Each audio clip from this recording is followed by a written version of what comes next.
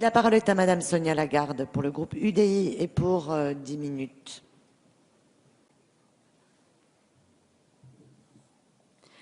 Madame la Présidente, Madame la Ministre, Madame la Présidente de la Commission, Madame le rapporteur, chers collègues, je souhaiterais en premier lieu vous dire ma conviction que nous pouvons toutes et tous ici partager un constat aussi simple que fondamental.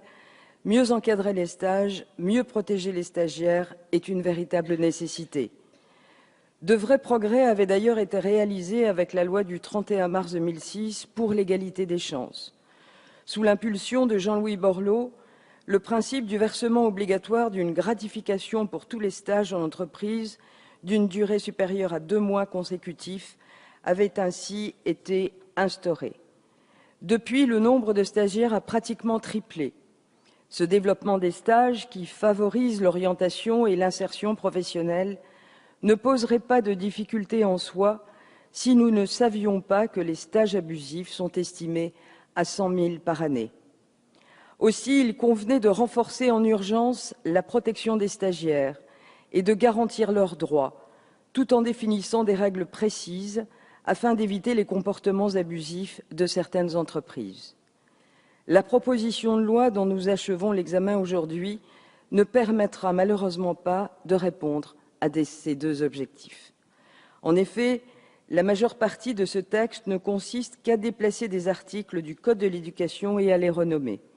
Certes, la création d'un chapitre dédié aux stages dans ce code est pertinente, mais ce travail de codification, si utile soit-il, n'est cependant pas suffisamment ambitieux.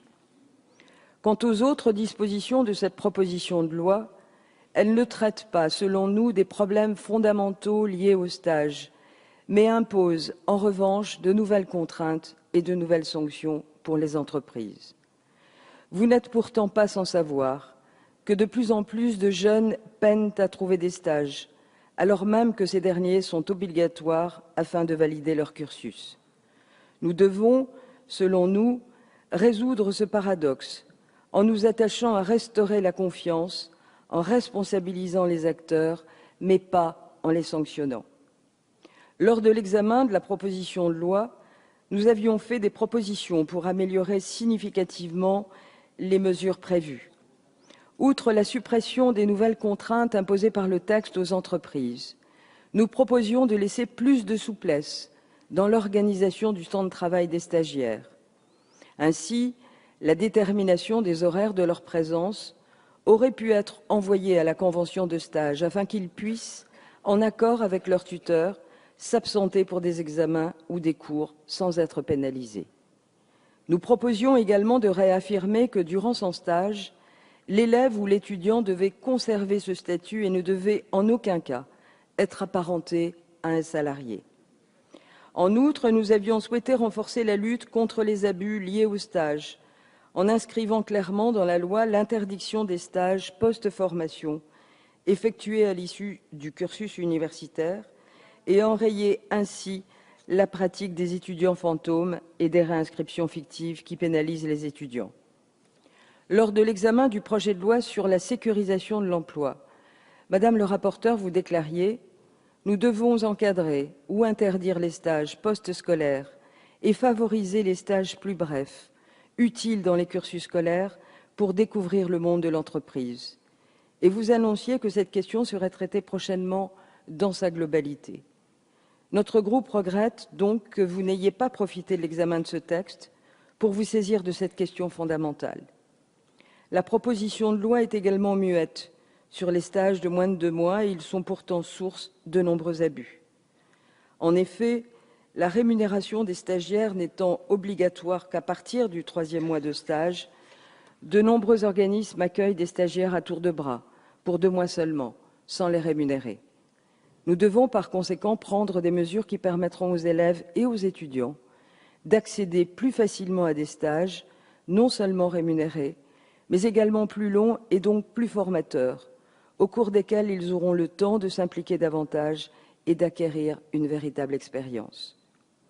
Quant aux entreprises, il faut les encourager à prendre des stagiaires pour des durées plus longues, ce qui permettra de mettre en place une véritable relation avec le stagiaire, ce qui n'est malheureusement pas toujours possible lors d'un stage de 2 mois seulement. Enfin, la prise en compte des stages en milieu professionnel dans le calcul de la retraite que nous avions proposé constituait à notre sens un signal fort à l'égard de la jeunesse. Vous ne nous avez pas entendus. Et l'examen au Sénat n'a pas permis de corriger les imperfections et les insuffisances de cette proposition de loi. Je ne prendrai en exemple que 2 mesures qui suscitent de véritables inquiétudes. Tout d'abord, la limitation à 6 mois maximum de la durée des stages, qui remettra nécessairement en cause les années de césure, alors même que vous savez que la mobilité internationale est de plus en plus valorisée par les recruteurs.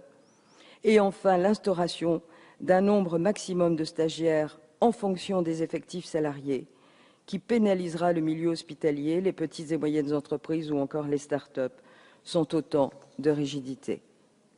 Aussi, après l'examen de cette proposition de loi en commission mixte paritaire, nous estimons que les mesures que vous nous proposez ne sont pas à la hauteur de nos attentes, mais également inadaptées à bien des égards. C'est la raison pour laquelle le groupe UDI votera contre cette proposition de loi. Je vous remercie.